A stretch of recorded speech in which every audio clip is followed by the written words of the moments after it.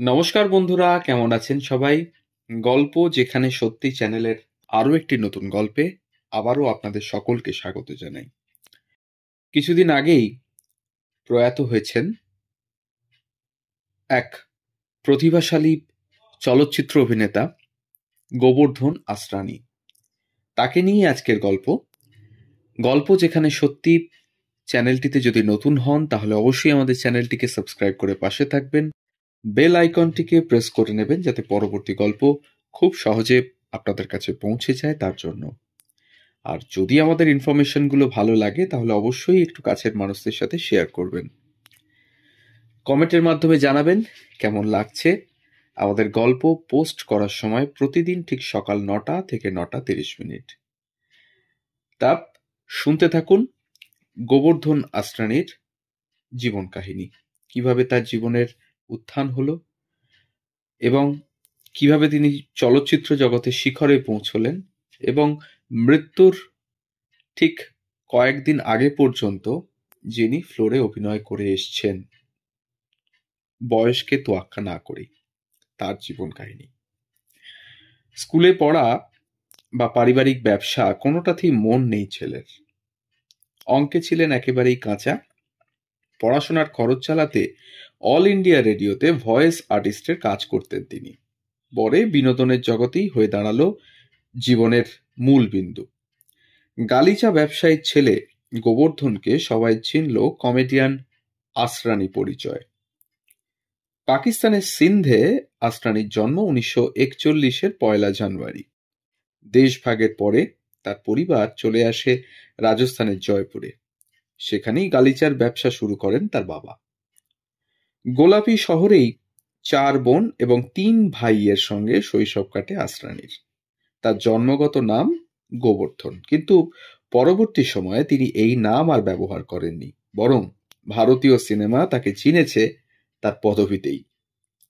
সেখানে তিনি কমেডিয়ান আসরানী।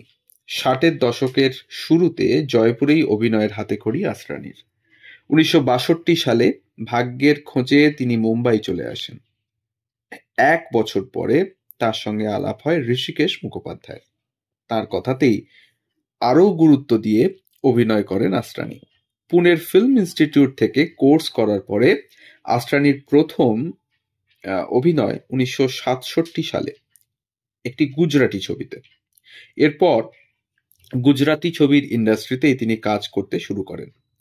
বলিউড থেকে ডাক আসতে সময় লাগে বেশ কিছুদিন। 1969 সালে ঋষিকেশ মুখোপাধ্যায়ের পরিচালনায় তিনি অভিনয় করেন সত্যকাম ছবিতে। এটাই তার জীবনের প্রথম হিন্দি ছবি।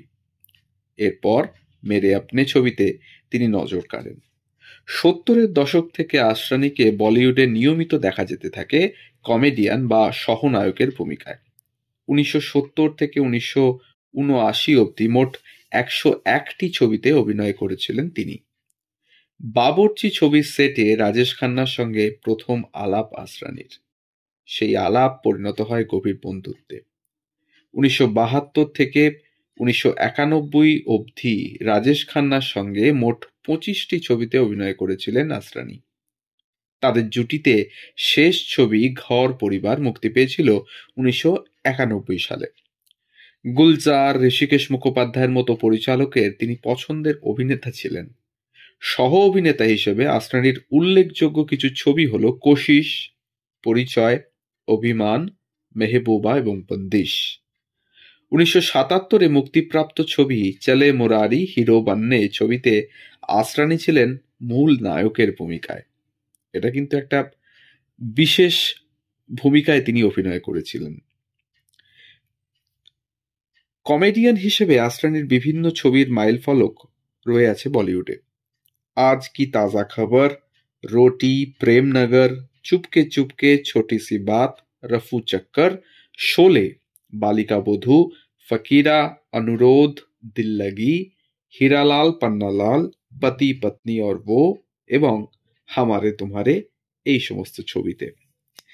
এর পাশাপাশি খুন পসিনা, বিদায়, নিকাহ, এই সমস্ত ছবিতে নিজের চেনা ভাবমূর্তির বাইরে বেরিয়ে আসরানীর অন্যরকম কাজ সকলের নজর কেড়েছিল। 80-র দশকে বলিউডে অ্যাকশন ছবির জোয়ারে চিত্রনাট্যে কমতে থাকে কমেডিয়ানের পরিসর। এই সময়ে কাজ করা কমিয়ে দেন আসরানিও। ৮০ দশকে তাঁর অভিনীত ছবিগুলির মধ্যে অন্যতম হল হামারি বহু আলকা, কামচোর, লাভ 86, अगर तुम ना होते, আশা জ্যোতি এবং বিবি হতো ऐसी। কেরিয়ারের সেরা সময়ে আসরানি, কাদের খান, শক্তি কাপুর জুটিও ছিল বহু ছবির সাফল্যের নেপথ্যের কারিগর। হিন্দি ছবিতে কাজ করা কমিয়ে দিলেও ৮০ দশকে গুজরাতি ছবিতে নিয়মিত অভিনয় করেছিলেন আসরানি। ৯০-এর দশকে আসরানি আবার নতুন রূপে ফিরে আসেন বলিউডে। অভিনয়ের নতুন ইনিংসে ৯০-এর দশকে বেশ কিছু ছবিতে আসরানির অভিনয় বেশ জনপ্রিয়তা লাভ করে। তকদিরওয়ালা, জো জিতা ওহি সিকান্দার, ঘরওয়ালি বাহারওয়ালি, হিরো হিন্দুস্তানি ছবিতে নস্টালজিয়া ফিরিয়ে আনে আসরানির অভিনয়। নতুন প্রজন্মের পরিচালক প্রযোজকদের সঙ্গেও দাপটের সঙ্গে কাজ করেছেন আসরানি। হেরাফেরি, চুপকে চুপকে, হালচাল, গরম মশালা, ভাগম ভাগ, বোল বচ্চন এবং কিউ কি ছবিতে তিনি অভিনয়ে পাল্লা দিয়েছেন নবীন কুশীলবদের সঙ্গে। সর্বোপরি ধামাল ছবিতেও তাকে দেখা যায় একটি অন্যরকম ভূমিকায়। পারিবারিক ব্যবসায় যোগ না দিলেও আসরানি নিজে ব্যবসা শুরু করেছিলেন। প্রথমে তিনি গুজরাটি ছবির প্রযোজনা সংস্থা শুরু করেছিলেন। তারপর অন্যান্য ব্যবসাতেও পা রেখেছিলেন।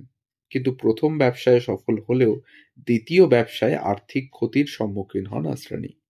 আজ কি তাজা খবর, নমক হারাম ছবিতে অভিনয় সূত্রে অভিনেত্রী মঞ্জু বনসালের সঙ্গে আলাপ হয় আসরানির।